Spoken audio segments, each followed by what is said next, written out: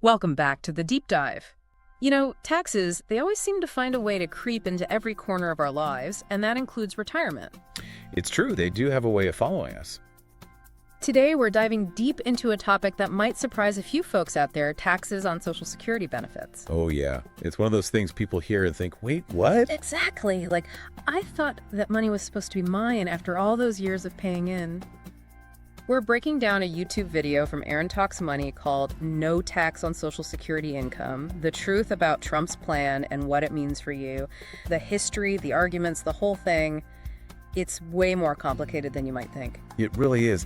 And it's fascinating how a system that's designed to help people, like Social Security, can sometimes have these unintended consequences as it evolves. It's true. To really understand where we are today, I think we have to take a trip back in time to 1984. 1984. Okay, that feels like a long time ago. It does, doesn't it? That's when the taxation of Social Security benefits first came into being. So that's not even how it was originally designed? Nope, not at all. The initial idea was to target higher earners, kind of a give back to the system if you were doing well financially beyond your benefits. That makes sense on the surface, but how did they define high earner back then? Well, in 1983, they set income thresholds. For someone filing as single, if you earn between $25,000 and $34,000 per year, up to 50% of your benefits could be taxed. Okay, so that was the lower end. What about higher earners, like above $34,000? If you earn more than $34,000, then 85% of your benefits could potentially be taxed. Gotcha. And what about couples filing jointly? Where were their thresholds set? For couples, the 50% taxation range was between $32,000 and $44,000 in combined income. And anything above $44,000, Yeah. they could be looking at that 85% tax rate on their benefits. You know, thinking about it now, those numbers seem really low, especially considering how long ago that was. Like, $25,000 then is not $25,000 today. That's exactly the issue. You hit the nail on the head. Those thresholds haven't been adjusted for inflation since 1993. Seriously. So what would those thresholds be today if they had kept up with inflation? Oh, it's a completely different picture. Ready for this? A single filer today wouldn't hit that 50% taxation level until their income was somewhere between $81,000 and $108,000. Whoa, that's a big difference. And what about to reach that 85% threshold? Over $108,000. Big jump, right? Wow. Yeah, that really puts things into perspective. What about for married couples? All right, so get this. For couples filing jointly, that 50% taxation range would start around $103,000 and go up to $142,000. So basically double the original range for singles. Pretty much. And to hit that 85% threshold, their combined income would have to be over $142,000. Okay, so those numbers are way higher. It makes you wonder if this was like a giant oversight or if there was something else going on. Right. You gotta ask yourself, was it an honest mistake or a calculated move? Well, the video delves into this a bit, and it seems like it was probably a political compromise. Back in 1983, only about 10% of Social Security recipients were actually impacted by these taxes. That's a pretty small percentage. I guess it wouldn't have seemed like that big of a deal at the time. Exactly. But, fast forward to today. What is it now? Like almost half of recipients? You got it. Closer to 50%. Closer to 50%. It's a phenomenon called bracket creep.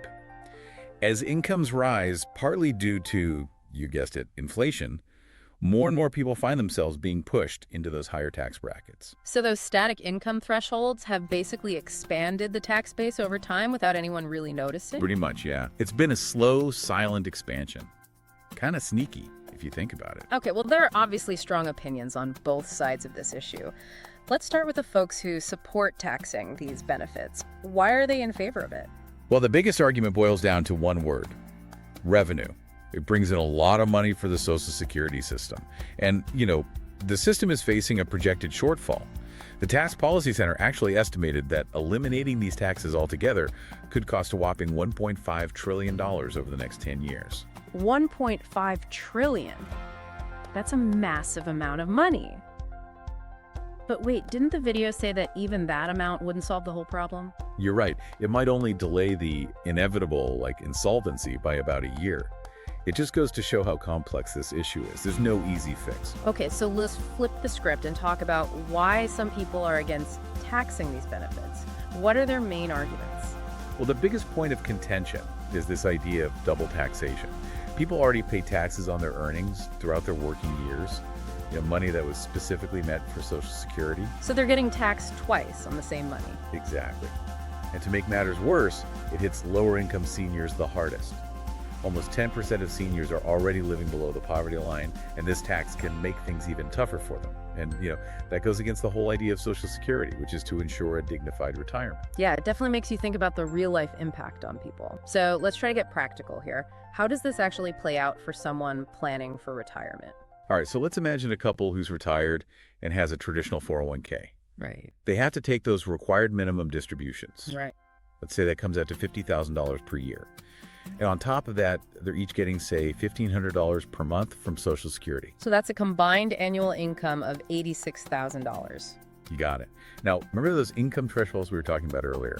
At $86,000, 85% of their Social Security benefits could be taxed. That's going to result in a much higher tax bill than they were probably expecting, especially if they're on a fixed income. Oof, that could really throw a wrench in their plans. Yeah, it's a big deal. But now, let's rewind and imagine that same couple had been using a Roth 401k all along. Okay. How would that change things? Well, the great thing about Roth 401ks is that there are no required minimum distributions.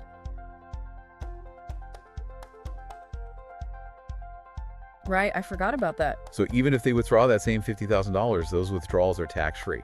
Completely changes the game. Oh, wow. So in that case, their taxable income would just be the $36,000 from Social Security? Yep. And if you factor in the standard deduction, they might not owe any federal income tax at all. Wow, that's amazing. It really highlights the importance of choosing the right retirement savings plan. Absolutely. Planning ahead can make a world of difference. Now, the video also brought up this interesting perspective from Steve Forbes. Oh, yeah. What was his take on this whole Social Security tax thing? Well, he argues that taxing benefits for seniors who continue working is unfair. That makes sense. I mean, they're still paying into the system with their earnings. Exactly. So, he's basically saying that the system might be discouraging people from working longer. It's an interesting point, don't you think? It definitely adds another layer to this whole debate. Yeah, it's like you said earlier, these systems can have a lot of unintended consequences. Totally. And this whole thing about discouraging work, it makes you wonder if the system is kind of working against itself in a way. It really does. It's interesting that the video we're talking about specifically focuses on Trump's plan for Social Security. It seems like every election, Social Security becomes this hot button issue. Yeah, it makes sense though, right? Yeah. It affects so many people. Social Security, it touches pretty much everyone's life in some way.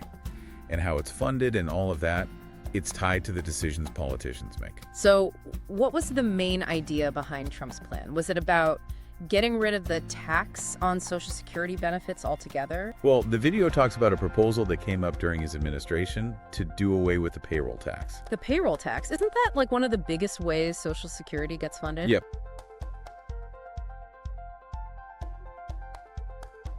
That's the one.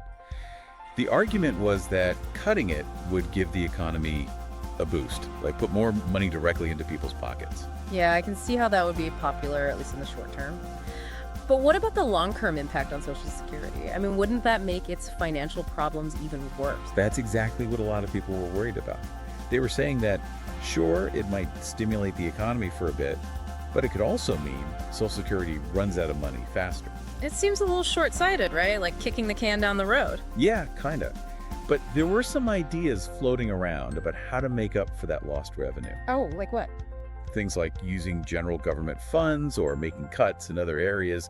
But, a lot of people weren't convinced. They said that using general funds would make Social Security too dependent on political stuff, and making cuts elsewhere could hurt other important programs. It sounds like a tricky situation. Like, how do you balance the need for immediate economic help with the need to make sure Social Security is around for the long haul? It's a tough one. It's all about finding that balance between today and tomorrow, And that's why it's important to talk about other ways to solve these problems. Okay, so besides messing with taxes, what are some of the other ideas people are talking about when it comes to keeping Social Security funded? Well, one of the big ones is raising the retirement age. The thinking is that people are living longer now, and they're healthier, so maybe they can work longer before they start taking benefits. That makes sense in theory, but I can imagine a lot of people wouldn't be happy about that, especially people who have physically demanding jobs. You're not wrong. It's definitely controversial. And there's the worry that it would be harder on people with lower incomes and people whose jobs are tough on their bodies. Like, they might not be able to work as long. So what are some of the other options? Another idea is changing how benefits are calculated. Maybe tweak the formula to factor in things like how long people are living or how much the cost of living has gone up. Can you give an example of what that might look like? Sure. One thought is to have what they call a progressive benefit structure. So people who earn more during their working years would get a smaller percentage of their income back as benefits compared to people who earn less. So it's about making the system more fair, making sure the people who need it most are taken care of. Exactly. And it could potentially save some money overall too. Another idea is to raise the cap on how much income gets taxed for Social Security. Right now there's a limit. A limit. Yeah, so only income up to a certain amount is taxed for Social Security. If you raise that cap, it could bring in a lot more money, but of course it would mostly affect the people who earn more. Right. And that brings up questions about fairness, like we were just talking about, and how it might affect the economy as a whole. It seems like there are a lot of different ideas out there, but each one comes with its own set of pros and cons. For sure. There's no magic bullet here. It's like a puzzle, right? Right. Trying to find the pieces that fit together without making things worse in some other way. Exactly. And I think what this all shows is that finding a solution that's both financially responsible and fair to everyone, it's not easy. It's a really complex issue. Absolutely. There are so many factors to consider. The economy, demographics, politics, and, we have to think about what's fair for everyone involved. Right.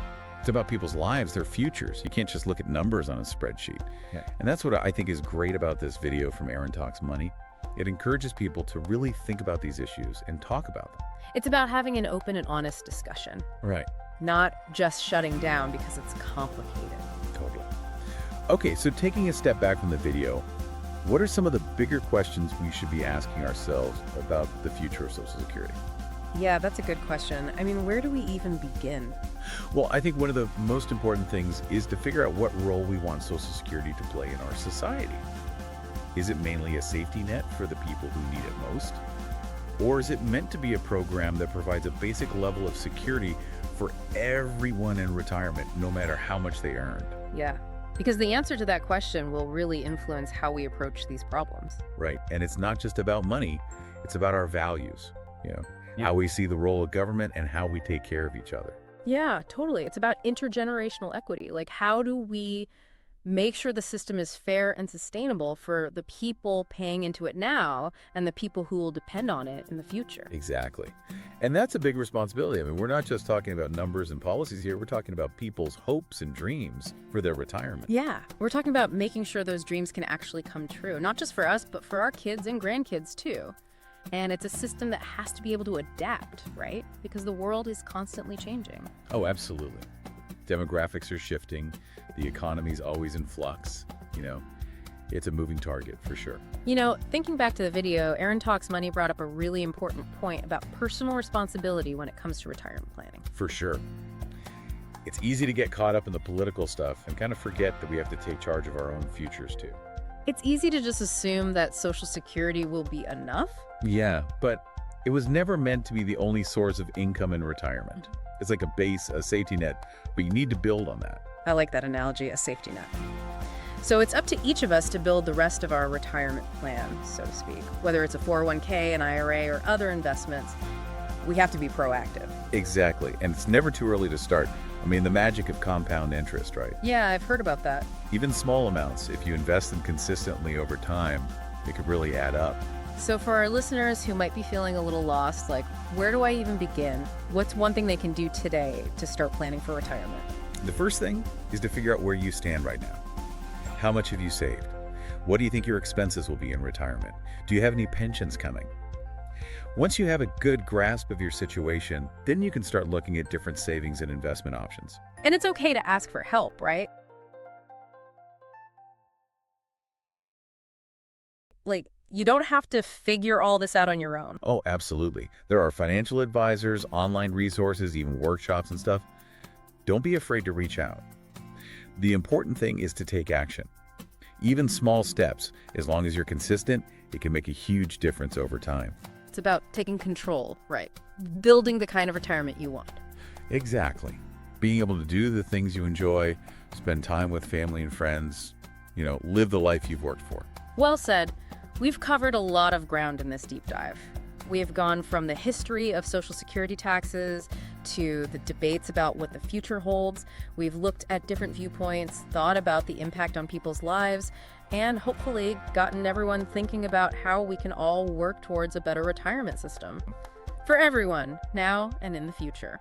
It's been a great conversation, and I hope our listeners feel more informed and maybe a little more empowered to take charge of their own retirement planning. Absolutely. A huge thanks to Aaron Talks Money for making the video that got this whole conversation started. And of course, thank you to you for sharing your expertise with us today. It's been my pleasure. I always enjoy these deep dives. It's fascinating stuff. And to all our listeners, thanks for joining us on the deep dive. We hope you found this discussion helpful and maybe even a little bit inspiring. Remember, the future of Social Security is something we all have a stake in. So let's keep talking about it, keep learning, and work together to make sure it's there for everyone. Until next time.